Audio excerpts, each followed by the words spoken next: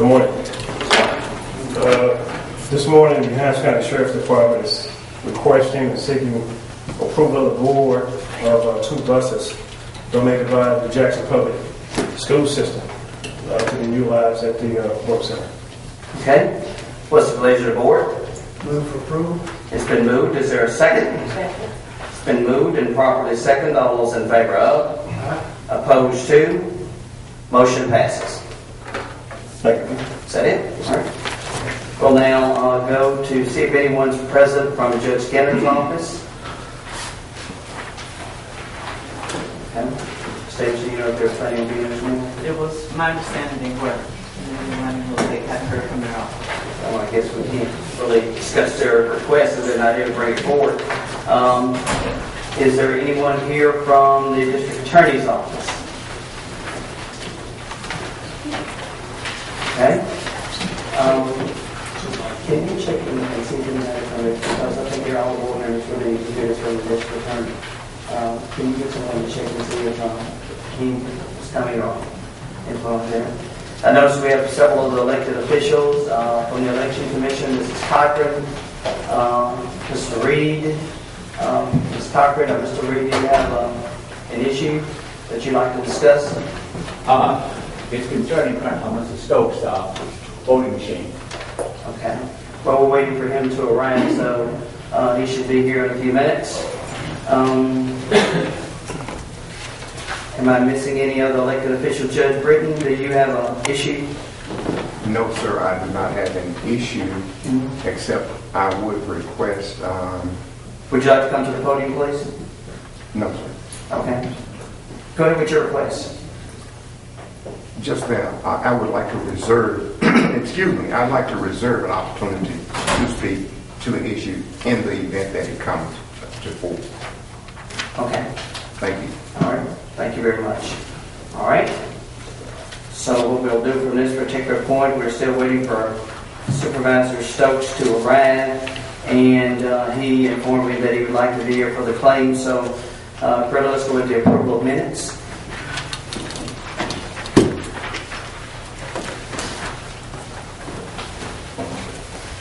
Good morning, Mr. President, members of the board. We have the minutes of June 3, 2013 for your approval. What's the pleasure of the board? So moved. Second. It's been moved and properly seconded. All those in favor of? Aye. Opposed to?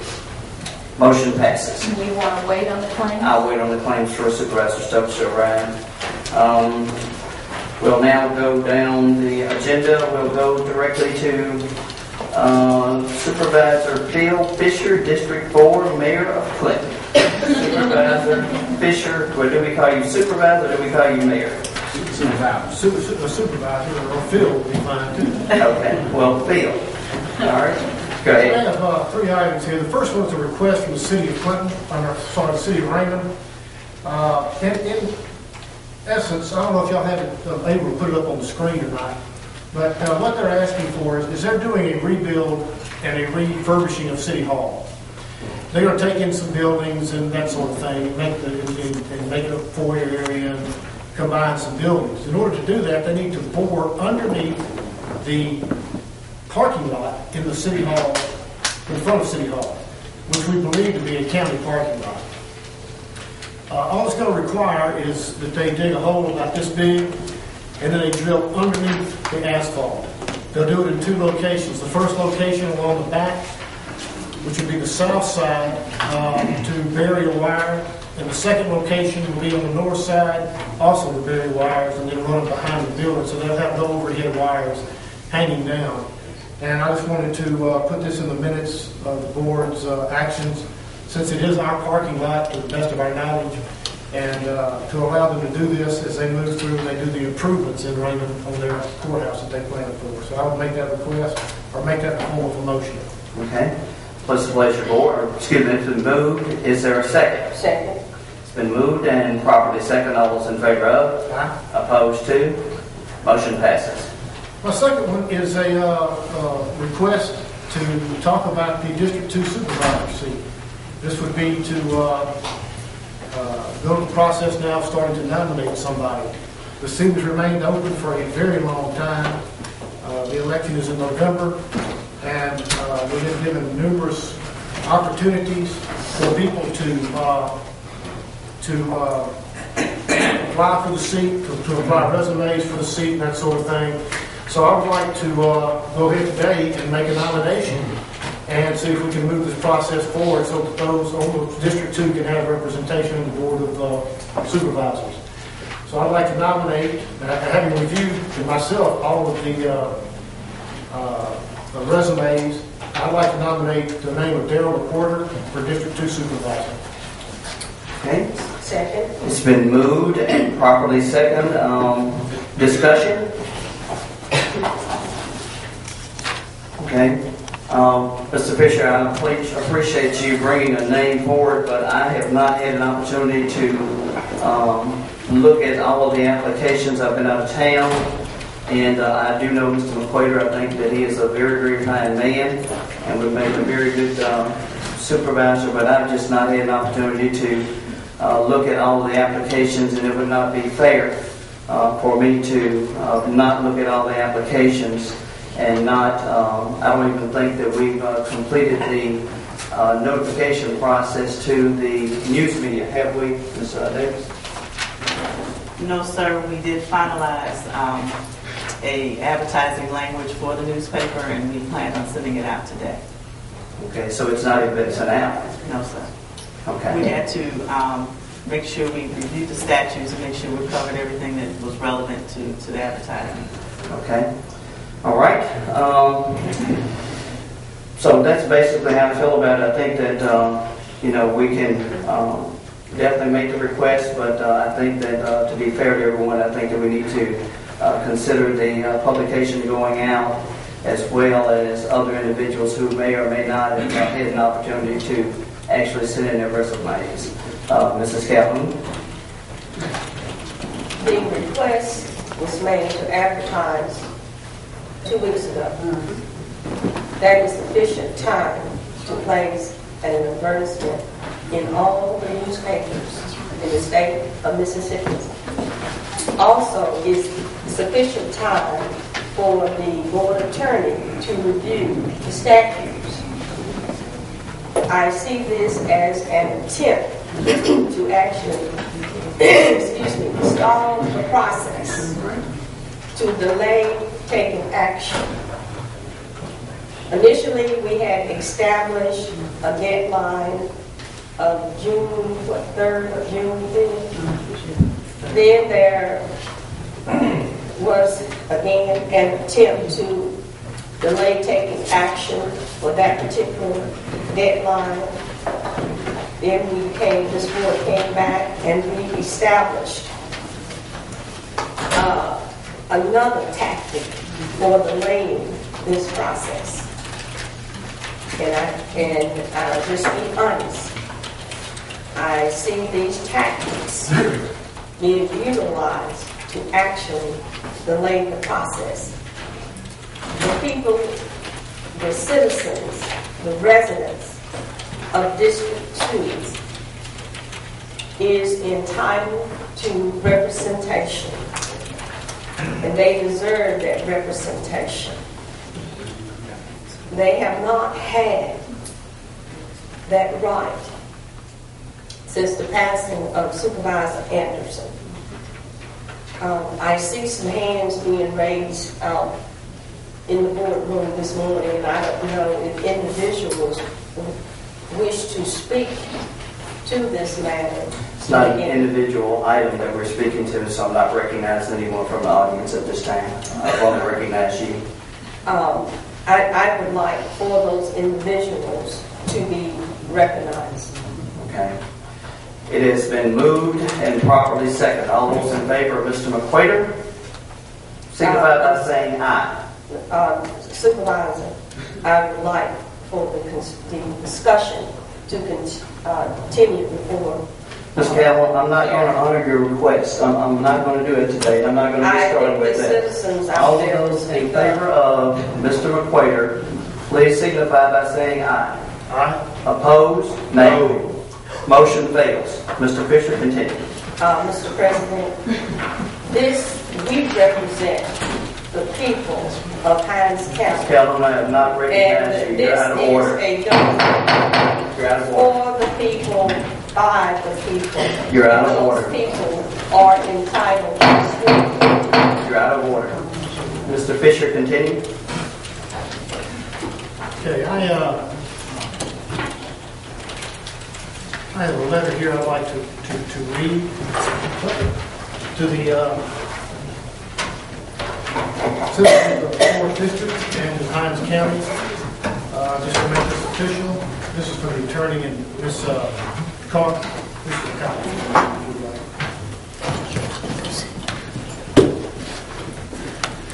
This is to the citizens of the 4th District.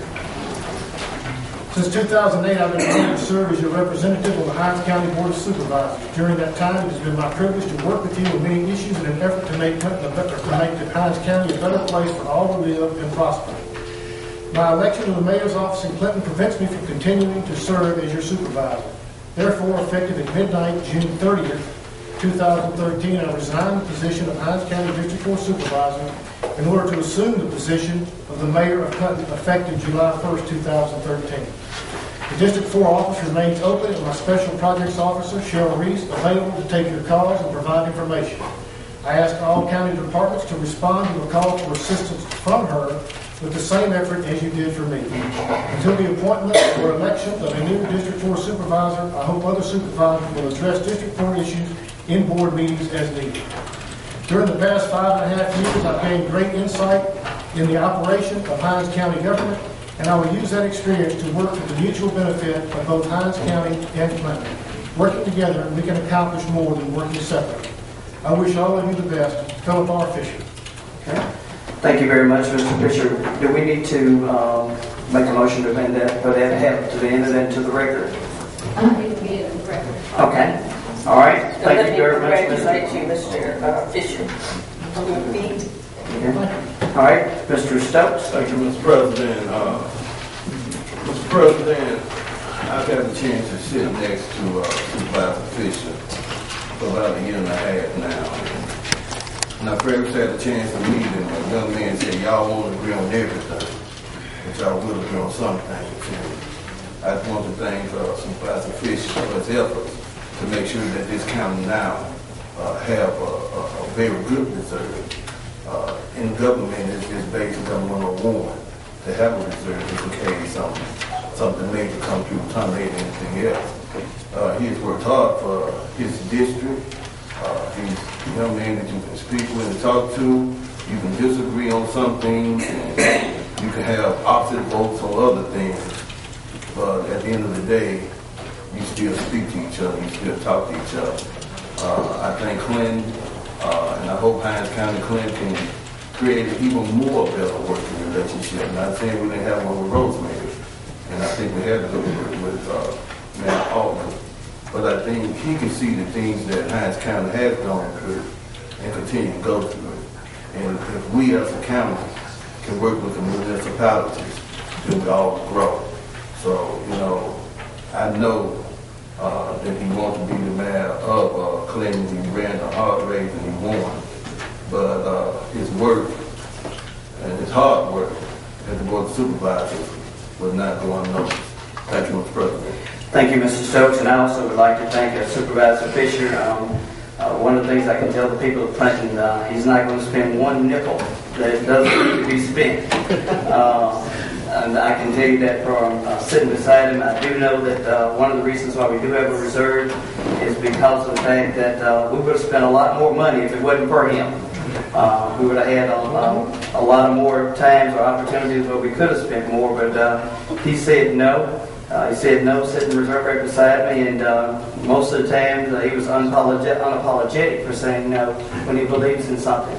So if he believes in it, whether it's me or anyone else, that he believes in it and he's going to go for it, regardless of what type of pressure that he gets from the public or from his constituents. If he believes in it, then he's going to go for it 100%. So I think that for the citizens of Hinds County, we really deserve, or he deserves, a round of applause.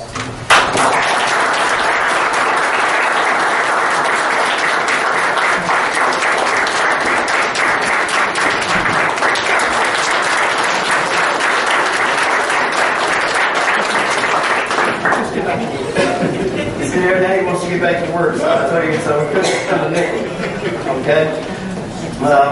Since Mr. Stokes has arrived, now we'll go back to the claims. Brett, we'll go ahead and do the claims, and then we'll come back to Mr. Stokes.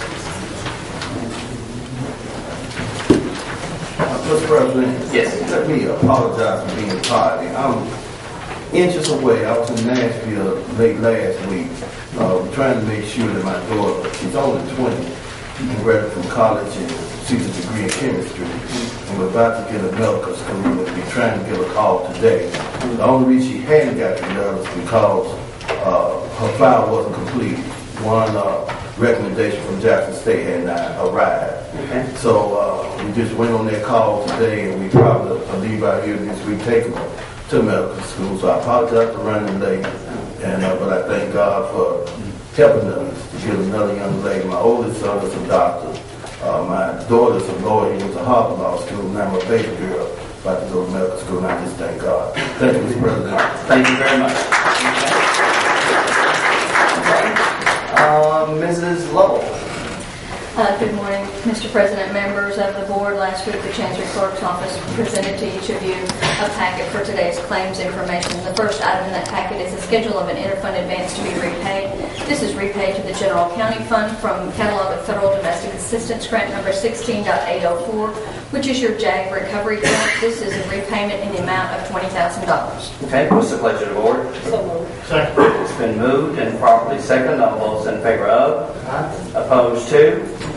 Motion passes.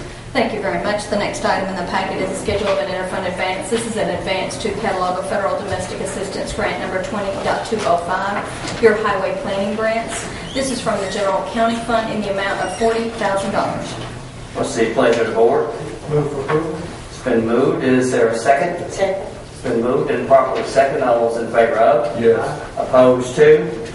That's a payback also, Mr. President. No, sir. This is an advance. Advance. It's not a payback. And it's to which? This is to the highway planning grants. Okay. No, Mr. President. Okay. Motion passes.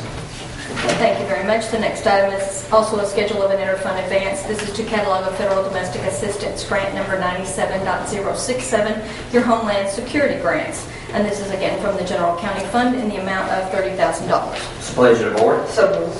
It's been moved and properly seconded. All those in favor of? Opposed to? No. Motion passes. Thank you very much. The next item is also a schedule of an interfund advance. This is to the Law Enforcement Liaison DUI grant in an amount up to $15,000 to defray additional expenses in the current month, and this is also from the General County Fund. What's the pleasure of the board? Move for approval. It's been moved. Is there a second? Second. It's been moved and properly seconded. All those in favor of? Opposed to? No. Motion passes. Thank you very much. We have one special claim this morning. This is at the request of the Public Works Director. It is for a hotel and it is to Sheraton Fort Worth Hotel and Spa in the amount of $676.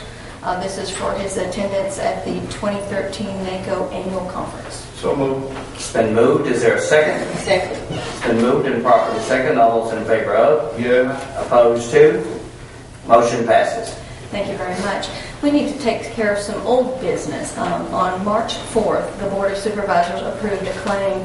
It is claim number 2760. It was to Tamco Capital Corp.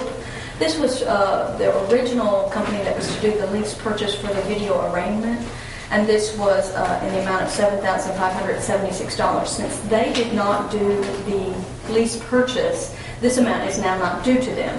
So at this point, the board needs to reconsider its previous action from the March 4th meeting, whereby you approved this claim pending the receipt of the lease purchase documents.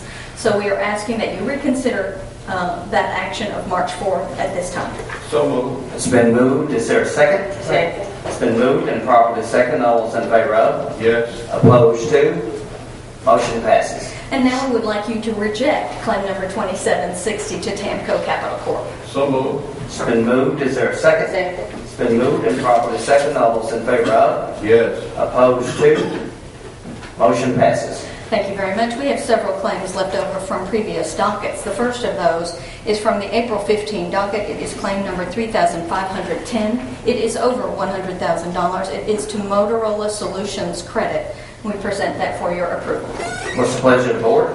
Move for approval. It's been moved. Is there a second? Second. It's been moved and properly second. Now, Greta, this is for the $75,000? This is the $723,000. $723,000. Lease Okay. purchase payment, yes, sir. Okay, all right. Okay, all those in favor of? Aye. Opposed to? No. Motion fails. Okay, continue, Thank you very please. much. The next is also from the April 15 docket. It is claim number 3,560.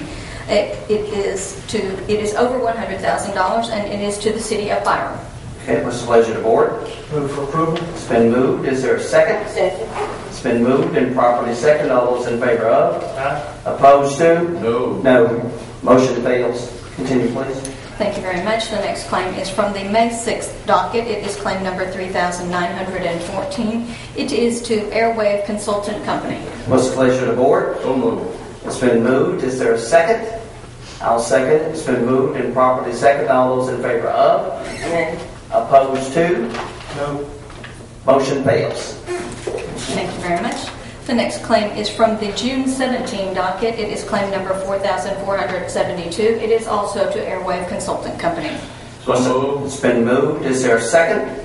I'll second it. It's been moved and properly second. All those in favor of? Yes. Opposed to? No. Motion fails.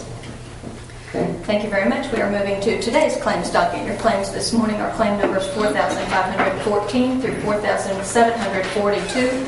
The first claim of interest to the board this morning is claim number 4,527.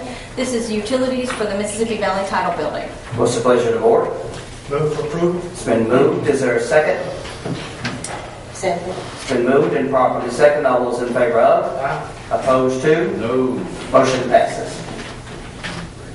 Thank you very much. The next claim of interest is claim number 4,623. This is to AT&T.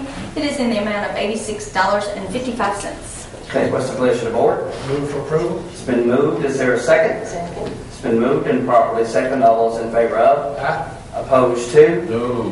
Motion passes.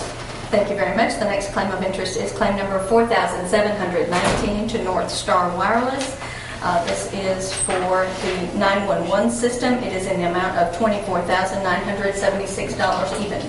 What's the pleasure of the board? So moved. It's been moved. Is there a second? I'll second it. It's been moved and properly seconded. I'll question. North Star instead of Airways? That is correct. This was for a purchase order to remove and replace some things at the various sites. I would have to defer probably to Mr. Young for a better explanation to you. You don't really say something. No, it doesn't. Are they? I knew Airways. Is North Star also on the contract? This is not a contract. This is a purchase order. This was a purchase order, a purchase requisition done by the Emergency Management Department on behalf of 911 to do some, I'm assuming, some repairs at the site. Mr. Young would I guess be... my question is, why was North Star given a purchase order number versus Airways? If you're going to come to the podium.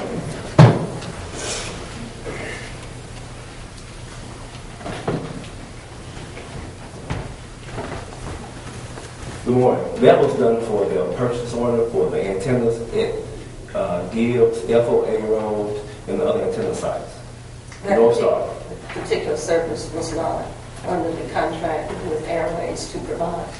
No, it came from North Star. What I'm Do we have a asking contract with is, North Star? Yes, they are partly. They do the other half of what Airways does. They end it together. So that was what they did for those sites. They were. the service could not be provided under the Airways contract. I would have to take a look and see and get back to you. So you're saying at this point you don't know? No, I have to take a look and see at the contract and see what it says for North Star in participating. But in the previous work they've been doing, it's been both Airways and North Star. So there hasn't been airways. It's been both back and forth. And that was previously before I got here, because I checked the records. Let's talk specifically about this particular request. What was done, I think, is the question. Yes, they replaced the antennas, put in combiners, and these were at the sites, all the 6 sites that they have done the work on. So it's all the antenna sites. Okay. Any other questions? Tower sites. Okay.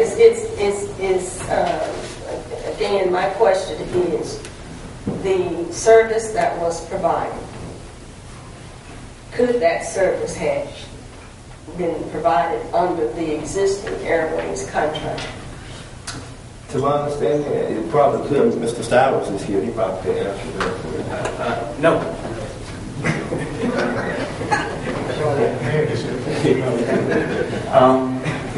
Okay. And it was for how much? 24. $24,976. Mr. Young, would you make sure that you provide each supervisor with an explanation of the scope of work, what was done, when it was done, was it under contract? And we should have been provided this beforehand instead of having to come and vote on it today and not even knowing exactly what was done. So would you make sure that's provided? Sure. All right. All those. So this is, the 24,000 is an additional amount above the monthly payment of $60,000. Okay. Fred, I forgot whether we had a motion or not. You have a motion and a second, sir. Okay. All those in favor of? Yes. Opposed to? Yeah. Motion fails. Continue, please. Mr. President, Mr. I Stokes. ask a question to Mr. Young before he sits in his seat. Mr. Young, would you come back to the podium?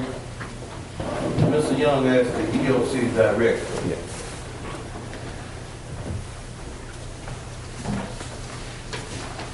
And this company never being paid. Sooner or later, they're going to run out of money. Now, when things start shutting down, do you have a backup plan? We have, Supervisor Stokes, we have no one else to do maintenance at this time if something does fail on the tower system. They are under contract. They are the ones who have been doing the work on the tower system. But they're not getting paid. And nobody working, they're getting paid. That's right. And if something happens, I mean, they're the one who I call. If I get a call from the sheriff or from wherever the system is going down, I contact directly to them. I call them. And they respond every time? They respond every time I call. But suppose one time you call them and respond because they ain't been paid in a long time. Do you have a backup plan? No, there's no contingency plan. Okay, thank you. Mrs. Calhoun. This board has looked at purchasing a new system, and I think this board should move forward in looking at purchasing a system. We do know that the old system is obsolete, and it is going to one day just break down. So I think it's important for us to move forward expeditiously in purchasing a new system. Okay. Greta, continue. Okay. The next claim of interest this morning is claim number 4,730 to Cherie Lynette Prince. It is the assistant to the board attorney. Okay. It's been moved. Is there a second? Mr. Fisher and Mrs. Calhoun. Is this the request for $30? I mean, that increases the pay for about $30 an hour? Yes, sir. Okay. And we've had some discussion about this over the weekend, and I'm still uncomfortable with the increase. So could we get the county attorney to come up and talk about this a little bit and help me understand where this $30 an hour increase came from?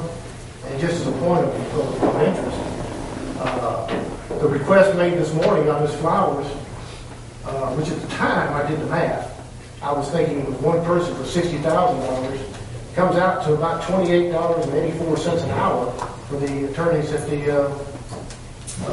her office. So I'm a little confused about about this. As I sent y'all an informational email on attorneys with some cities are making $65 an hour, $75 an hour. So I just would like a thorough explanation based in votes and minutes and where all this was taken in, so that my memory can be refreshed here before we vote. Okay, let me do one other thing. Let me make sure we get it to the floor first. It's been moved. Is there a second? I'll second it. It's been moved and properly second. Discussion from Ms. Calhoun. Yes, I have a concern about the additional $30 an hour increase, and let me explain what has transpired. Our board attorney attempted, and this is the second time the board attorney has attempted to bypass this board to get an item paid.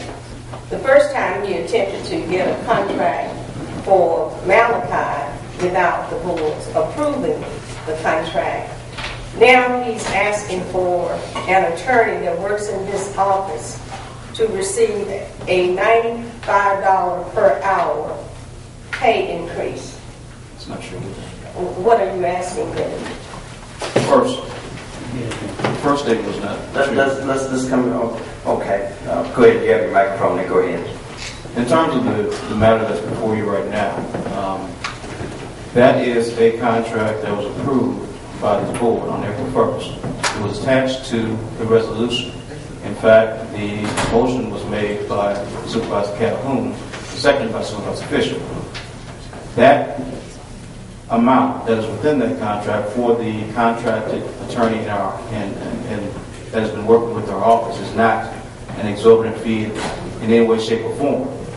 $95 an hour for an attorney is far below the market rate. And in fact, the duties that attorney performs is no different from the duties that are performed by other attorneys that are contracted by this office. In fact, prior to my arrival, there weren't hourly rates placed in many of those contracts. And I know that some of those contracts involved substantial amounts that were far and above $95 an hour. The standard hourly rate that contracted attorneys with this office charges is closer to $200 an hour. And that is within each of the contracts that come before this board, including the contract that was approved by this board on April 1st. And it's in the minutes. That contract was in the minutes, right behind the resolution that was approved by this board. Let me say that $95 per hour times a 40-week work is $3,800 for that particular week, for an annual salary of $197,600. No one's working a 40-hour week or billing for 40 hours. If you let me, I apologize. whether or not she's working part-time or 2 hours or whatever, that salary at 52 weeks, $196,600, far exceeds the salary of the governor, the Attorney General, Secretary of State. Well, let me just go to the judicial side.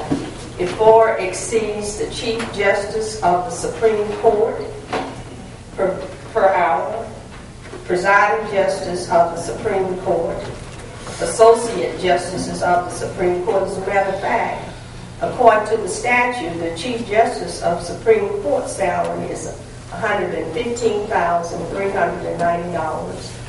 The Presiding Justice is $113,190. Associate Justices, $112,530. So they don't make $95 per hour. Then we list I have information on the Chief Justices of the Court of Appeals, the Circuit Court, Chancery Court judges, etc. As a matter of fact, the Chancery Court judges by law salary is $104,170. Circuit judges $104,170. Ms. Scanlon, your point is taken. What is the issue on this? Mr. President, I respectfully ask you to allow me to discuss issues. Now, when other board Yeah, I understand what you asked, but what I'm saying is this. What is the point? If you're going to talk, we need to stick to the issue. This is not personal. This is the issue. Okay, if this is the issue, let's make sure we stay with the issue, and you can talk all day as long as we talk about the issue. I don't want to become personal. I'm comparing, the issue is that I'm comparing salaries. I'm also comparing salaries of the district attorney's office, along with the public defender's office, along with our county attorney. As a matter of fact, in Mississippi, the yearly lawyer pay statistics show that the average yearly lawyer salary is from $53,178 to $79,767. Starting yearly lawyer salary is $43,794 and a range of $65,691. Top yearly lawyer salary is $62,000 to $93,844. And I can go ahead and I won't do that, tell you what the average monthly salary is down to the average rate, but the highest average rate for the top hourly lawyer salary is $42 an hour. When this county has paid more than $95 per hour to an attorney, it's because this board contracted the work out to utilize the expertise of particular lawyer firms to represent the county in particular cases. This county has never paid $200 to any individual attorney that works for the Board of Supervisors. The statute further states that the Board of Supervisors shall have the power in its discretion to employ counsel by the year at an annual salary at an amount that it deems proper, not to exceed the maximum annual amount authorized by law for payment to a member of the board. Now, we do have the right to pay additional amounts when that attorney participates in a specialization such as assisting the county in issuing bonds. But other than that, I think the statute is clear. Mr. Gaylor is talking about paying an assistant attorney whose duties are limited. The attorney does not represent Hinds County in any particular cases or trial cases. And attorneys are paid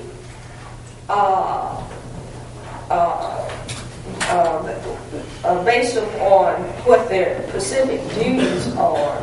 And those duties can vary.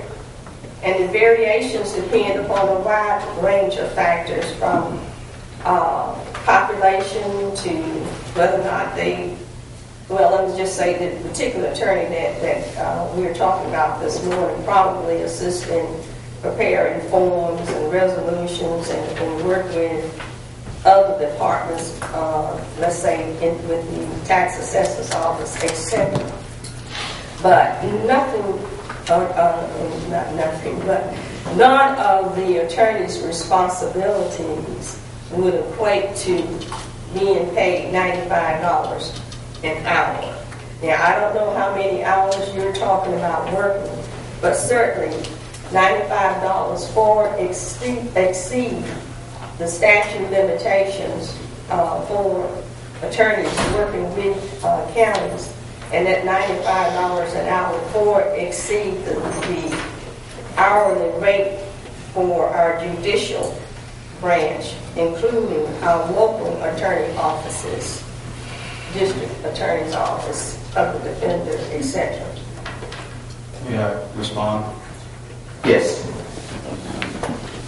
Supervisor, when you state that the contracted attorney's responsibilities do not warrant payment in the range of $95 an hour, I would certainly just respectfully disagree. I didn't say that. I said the assistant attorney. That's what I was referring to, that contracted attorney.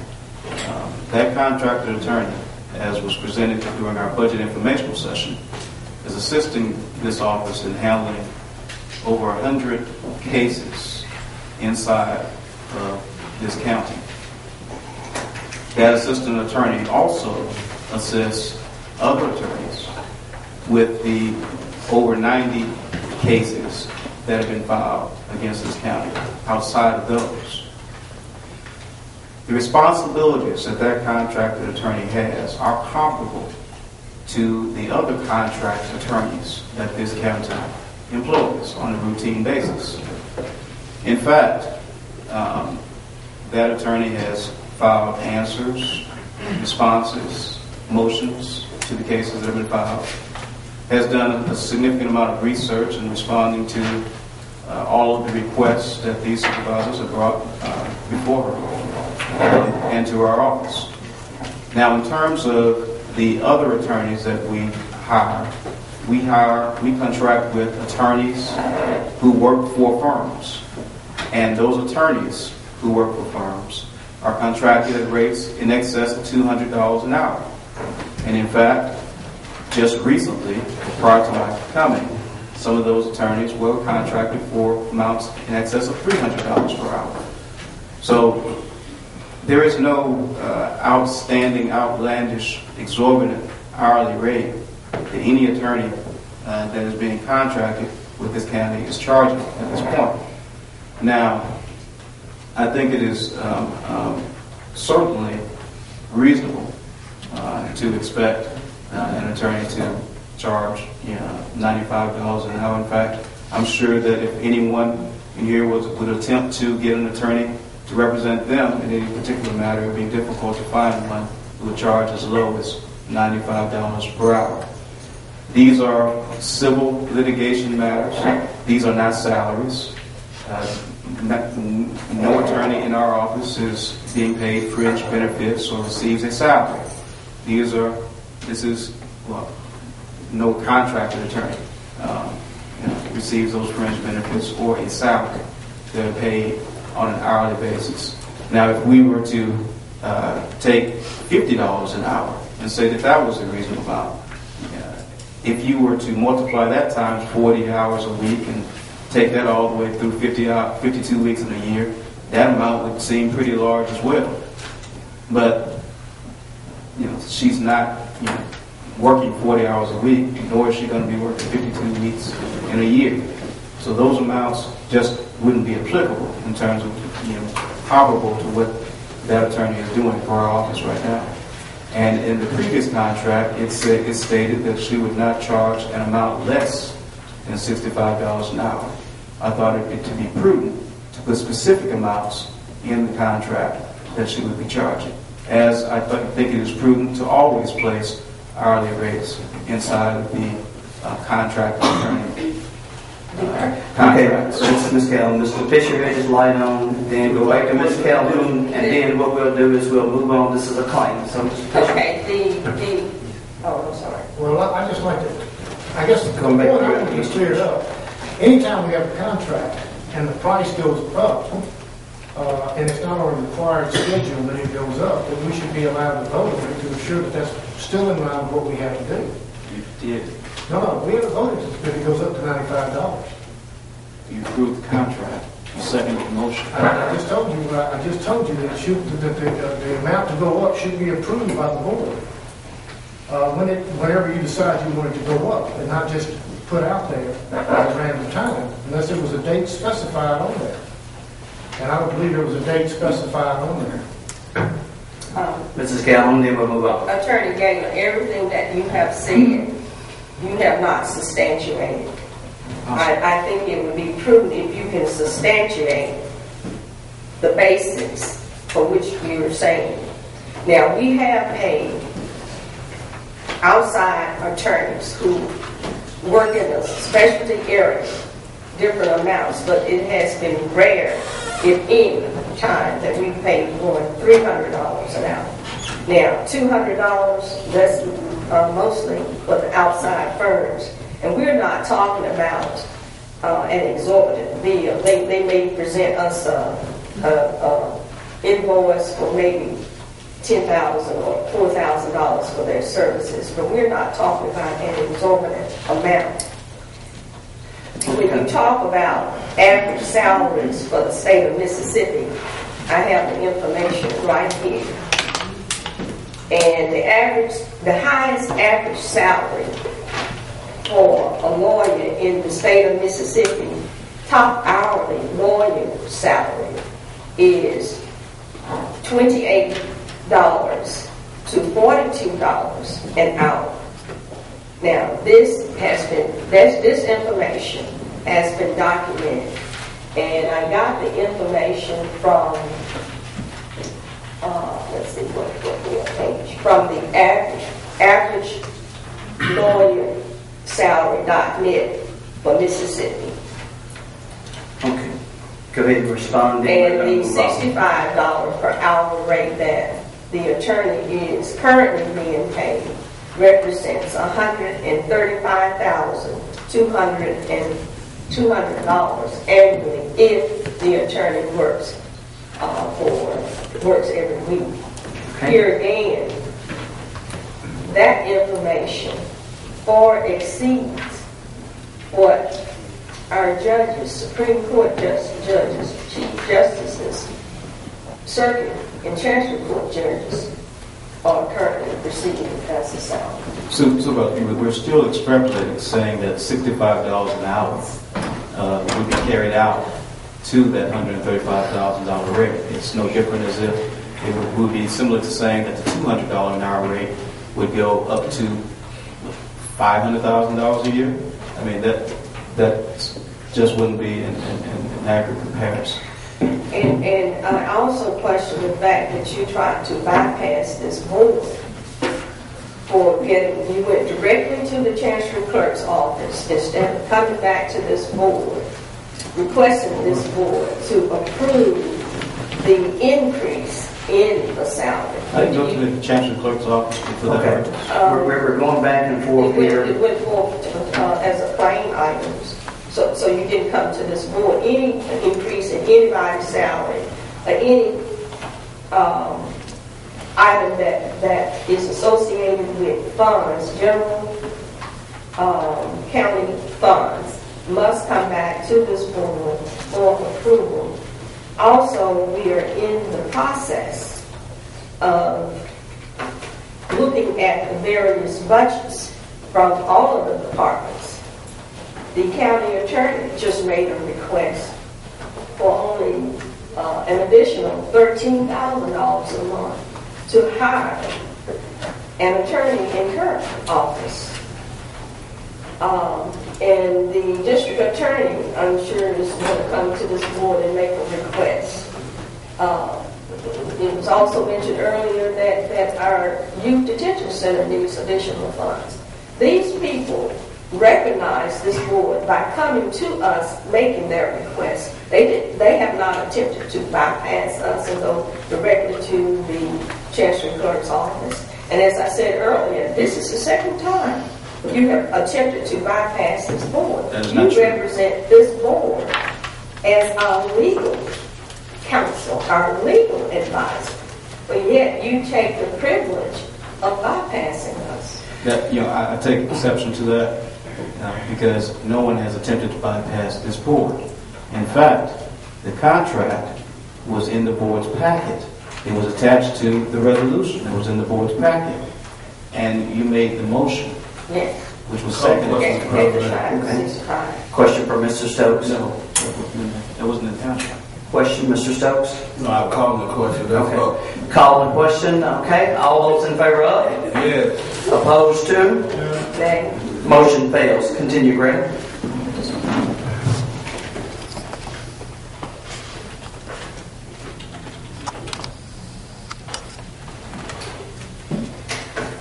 claim this morning is claim number 4,517. It is over $100,000. It is to Malachi Financial Products.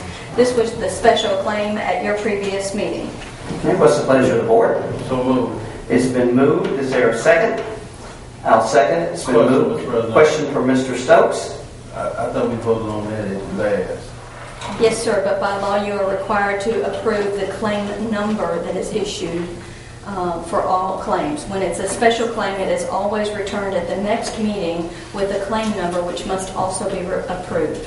Have they not already been paid? Yes, sir. This is protocol formality that we have to I know, do. but Because the auditor says we have to have a claim. okay. Now this is what I'm saying. We voted for them to get paid at the last meeting. Yes, sir. They have already been paid. Now if you bring this up and you don't care, 4 votes, 3 votes. You see what I'm saying? It's already paid. The money gone, ain't coming back. You see what I'm saying? So, at best, it's all be good at the same time, but, okay, I'm ready. All right, it's been moved and properly seconded. All those in favor of? Yes. Opposed to? Motion fails. Continue, Greg. Question, Mr. President. Question for Mr. Stokes. Money gone.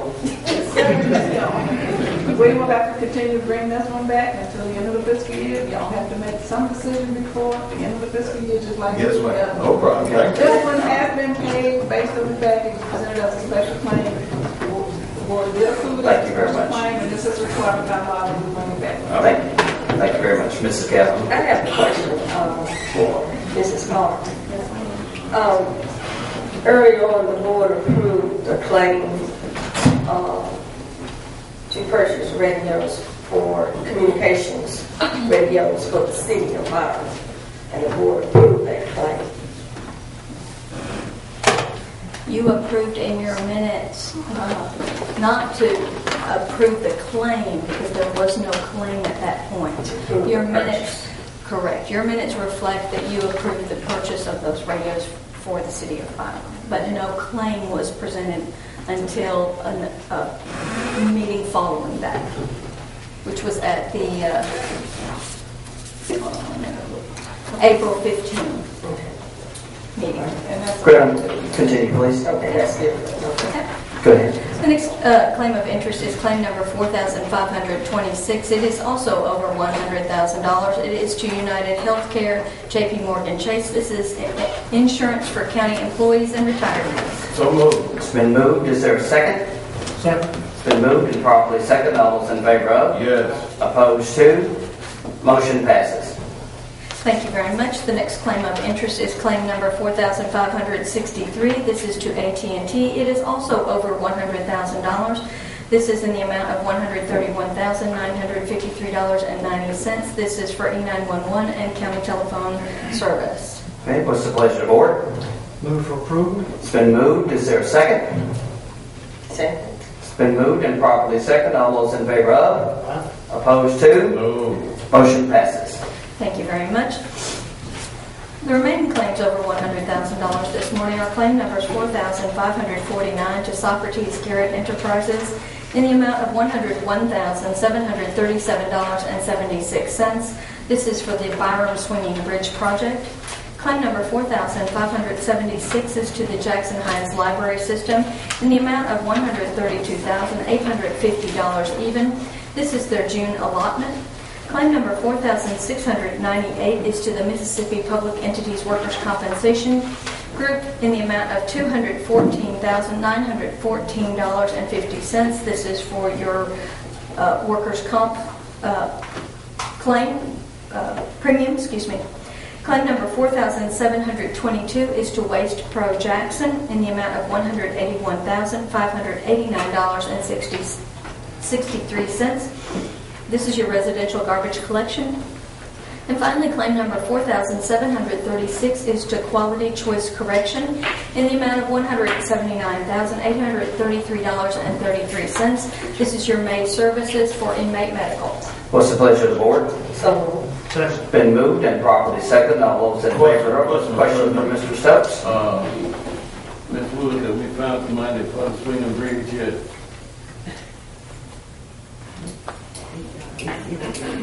Portion that was allocated under the bond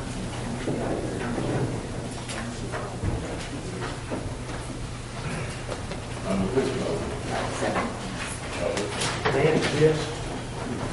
Okay. Thank you, Mr. President. Okay, it's been moved and properly second. All those in favor of? Aye. Opposed to? No, Mr. President. Motion passes. Thank you very much. The remaining document in your packet is your grant claim. They do appear to be in order this morning. Your claims are claim number 4,514 through 4,742, less claim numbers 4,517, 4,526, 4,449, 4,563, 4,576, 4,436, 4,636, 4,719, 4,722, 4,730, and 4,736 would present the remaining claims. Okay, what's the pleasure of the board? Move for approval. It's been moved. Is there a second? Second. It's been moved and properly second. All those in favor of? Opposed to? No. Motion passes. Thank you very much. We have the order approving the claims portion of the minutes for today, June 17, 2013, for your approval. What's the pleasure of the board? Move for approval. It's been moved. Is there a second? Second. It's been moved and properly second. All those in favor of? Opposed to? No. Motion passes. Thank you very much. Okay, Mr. Fisher? On the earlier vote concerning the swing bridge, that vote today that was passed 3-1 was to pay for the swing bridge. Yes, Is sir. that correct? That is correct. Okay. And you have a contract for that also with Socrates Carrot Yes, we do. Enterprise. Thank you. My concern, Mr. President, we just had a young man to die on that bridge. There's got to be some kind of better way to manage. If we're paying for it, then we need to have some kind of management. Either we have security or someone. You got people jumping off the top of a bridge and dying, and it's owned by the county. You know, some will say we lie. Thank you, Mr. President. Thank you very much. Notice that we now have two other elected officials that are present, and we'd like to go ahead and discuss their issues. And then we'll go back, we'll deviate from the present agenda, then we'll go back to the agenda. I thought I saw the district attorney here. He did arrive, but he's going to get some documentation to present to you. He'll be returning. Okay, and we see Judge Skinner is here. Judge Skinner, if you want to come to the podium and discuss your issue.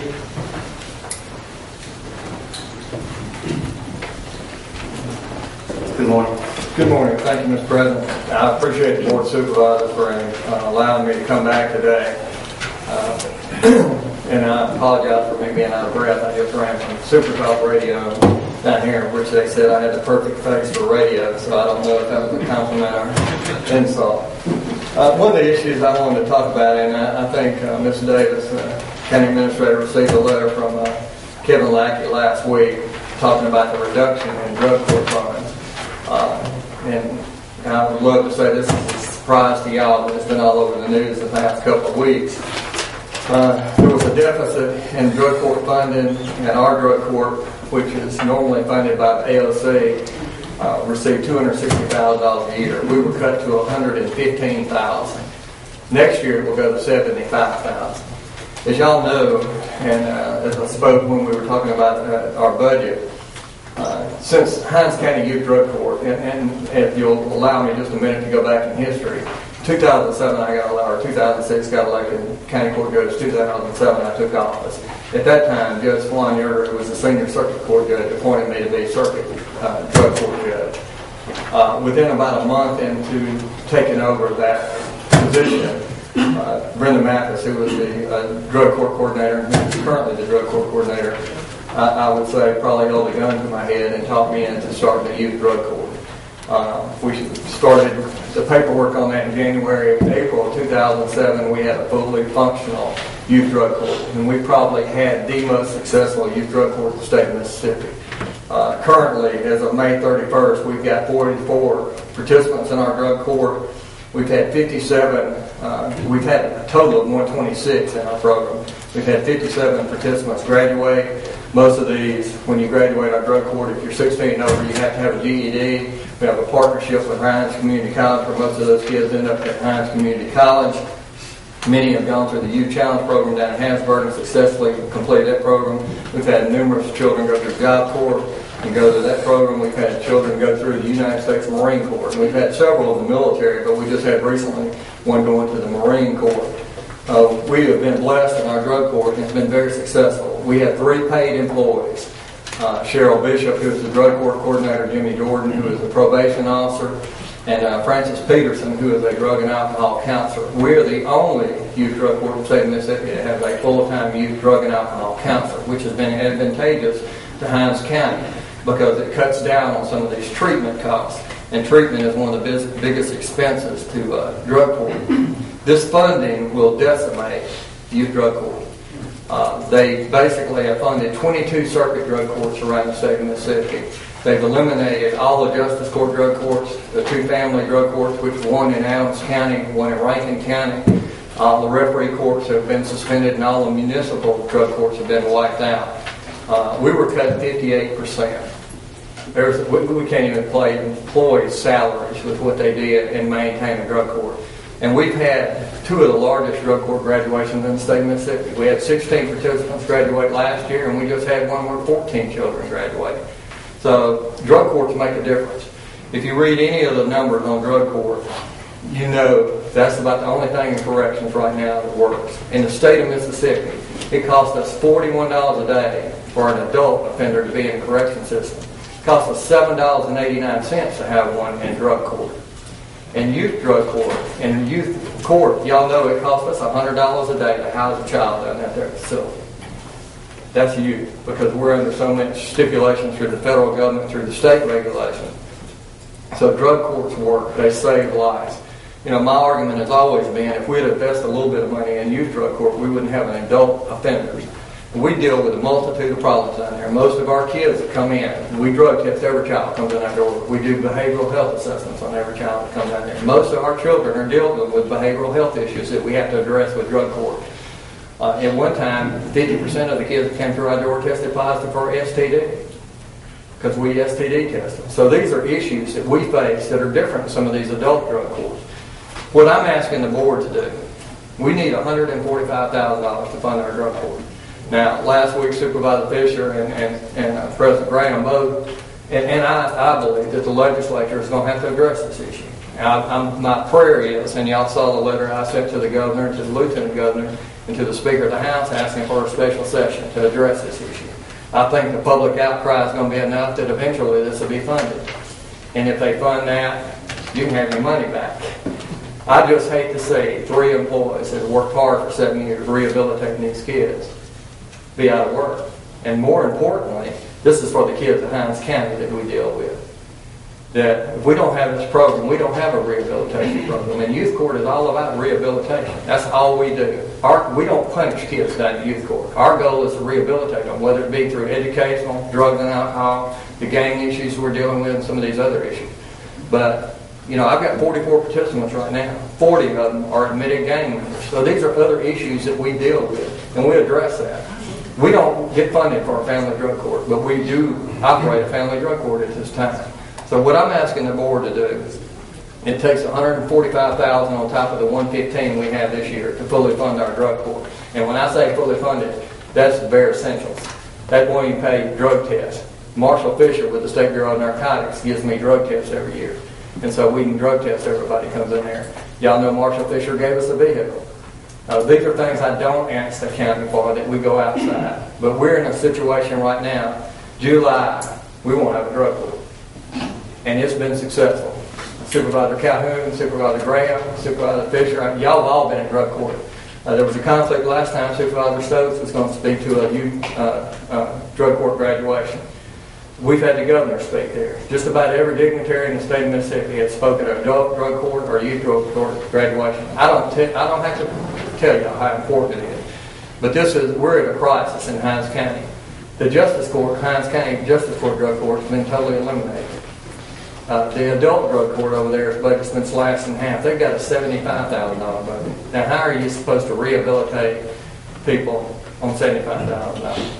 So I'm asking y'all to take this into consideration. We need some help. Let me ask, and then we'll go to Supervisor Stokes. What's needed to continue the funding for this calendar year, this budget year? How much money? I think Timothy Stallworth has said it would take at least $50,000. This is not, and I think that was for the next 3 months of the budget goes in. This was my concern. The reason I asked for the 145 is I've got 3 employees that for the next 3 months will be wondering if they have a job in the next 3 months. And we're talking about the legislature of the state of Mississippi. I don't know what they're going to do. I don't know if a special session is going to be called or not. My prayer is that it is, and I hope the outcry is enough that they'll address this issue. The 145 on top of the 115 would fund us for the whole year. And like I said, if the legislature does fund it and the money's made available, and we're asking them right now, there's a $10 assessment on a ticket and our criminal conviction. So it's not a tax, it's a penalty.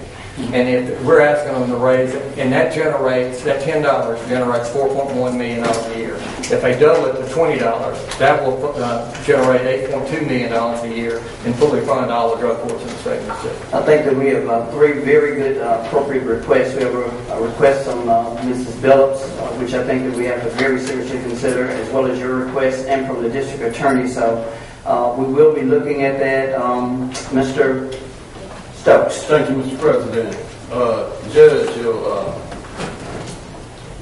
your presentation was great. Now, for some who might not understand drug court, and I know when you've been involved in it, your knowledge of it is greater than some of others.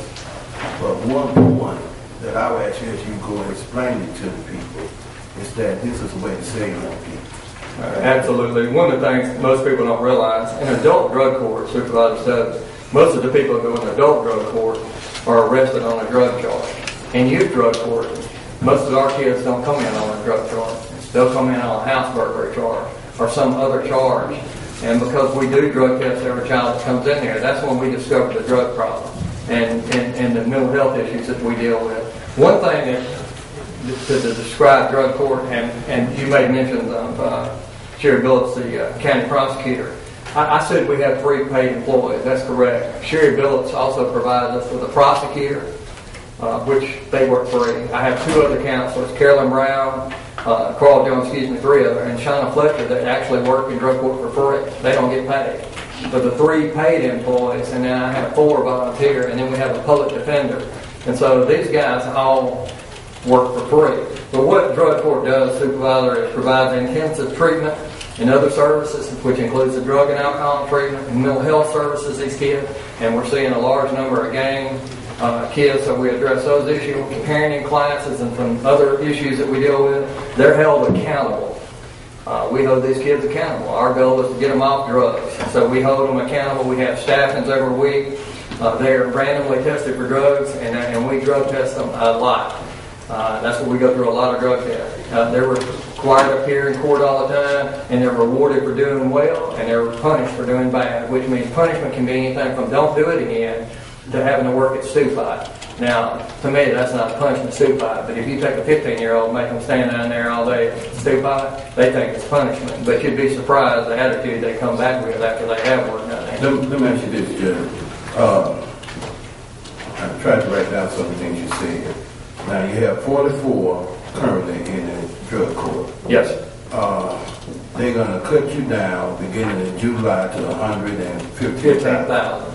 And you need 260,000 is what we've operated on for at least. And Cheryl, I see Cheryl. How long, Cheryl?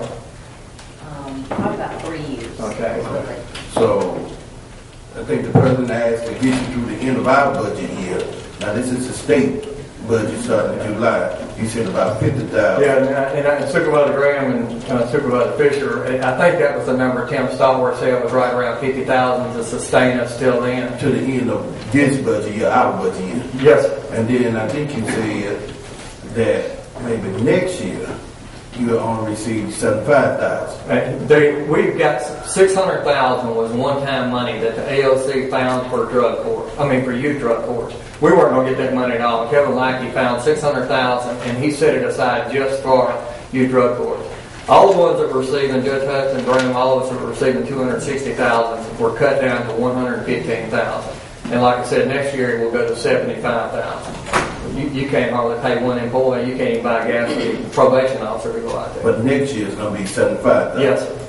Okay, I think I got most of it. I think it was a great program, and people calling, I apologize I couldn't get there. And you work with young people, and I see a lot of them. You're talking about gangs, you're talking about drugs, you're talking about everything from heroin to marijuana to cocaine to spice and You name it, we see it. Our first child we put in drug court. Our first drug court participant was 10 years old using powder cocaine. Our first participant. Now, where's the 10-year-old get powder cocaine from? Was getting it from his mama's boyfriend. We removed that child from her. She went through rehab. She got rid of the boyfriend. He was our first graduate and never had been back to the detention facility since. So we have a lot of success stories. Okay, you said drug court works. They work. Thank you, Mr. President. Okay, Mr. Fisher, then Ms. Calhoun. I think that this is a program that we need to keep alive through the year, or at least until the next budget, for sure. And then the board look at for the following year. I agree with you. The legislature, I think, will take action on this. I hope they'll take action on this and do the right thing to fund it, because there is a significant reduction in cost treating them at this age versus when they're adults and when they become older. This represents, I think, the second of three issues, all in the legal world or in the judge world, that we were talking about today. I know that Mr. Smith has been here, and I'm sure he'll be back in a moment. I would like for us, before I leave today, to vote on these three so that we can address it.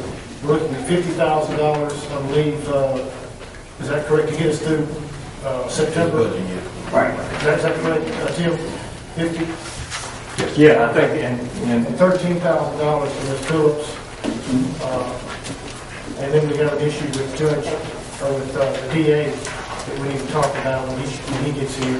I hate to keep bringing this up and then backing off, but I think we've got to get a total of what we're going to spend today. And I think we should take it out of the $500,000 that was discussed earlier by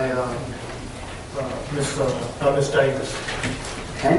What we'll do is, once the district attorney comes back, if that is a motion that I feel that I'm hearing from the board that you want to consider all three motions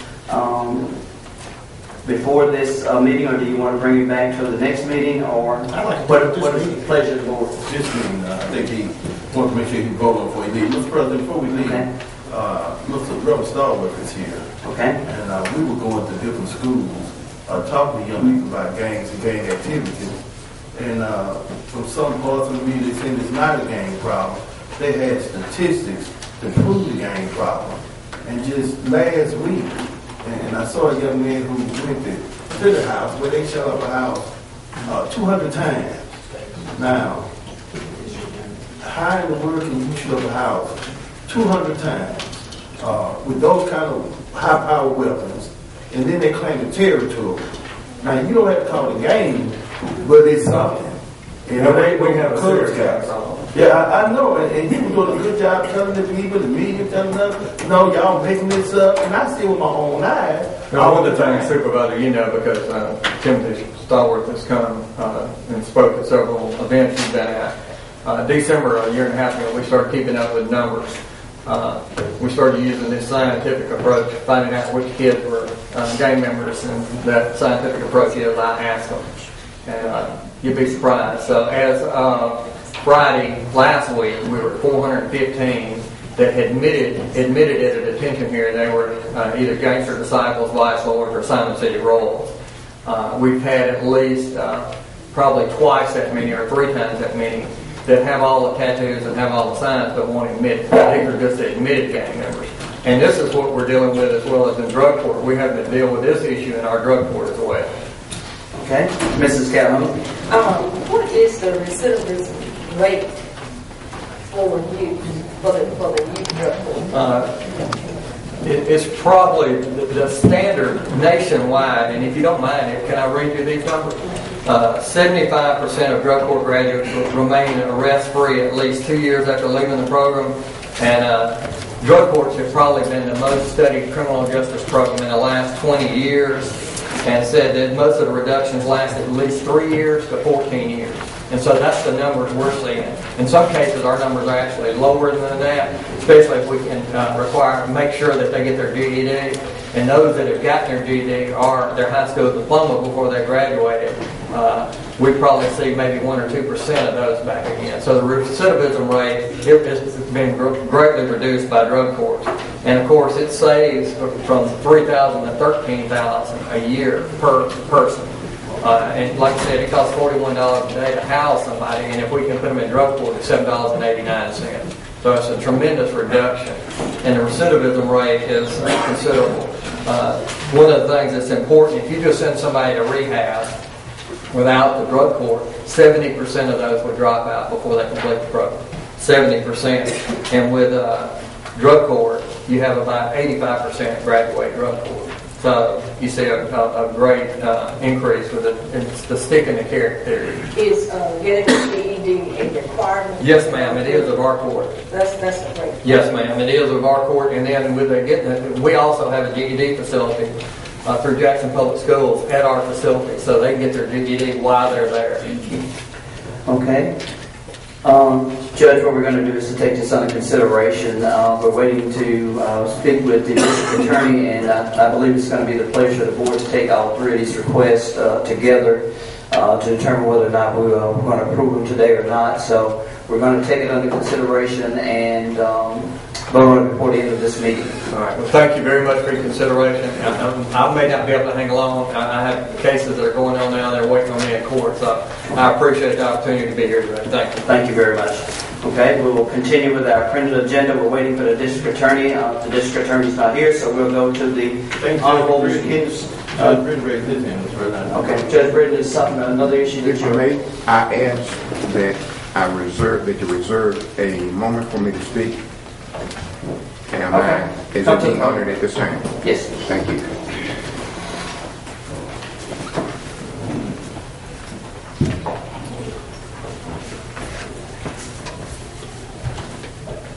Mr. President, members of the board, I would like to refer back to a portion of the discussion that was brought forth by Supervisor Fisher, and it deals with the appointment of a supervisor for District 2 of Hinds County. I'm an elected official of District 2, of course a citizen of District 2 and Hinds County. We are terribly underserved by not having a supervisor in that seat and not having a supervisor to represent District 2 as well as Hinds County. It is most unfortunate that this matter is continually tabled or passed on, passed over for whatever reason. I don't know what that is, but it concerns me greatly that I don't have a supervisor that I can refer to as my supervisor for District 2 if an issue comes up. So I'm asking this board to reconsider its actions in not getting a supervisor in that seat for District 2.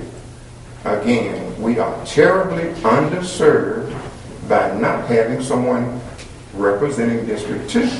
Now, Mr. Fisher, Supervisor Fisher, being elected mayor of Clinton, I don't know when does that, may I ask the question, when does that seat come available?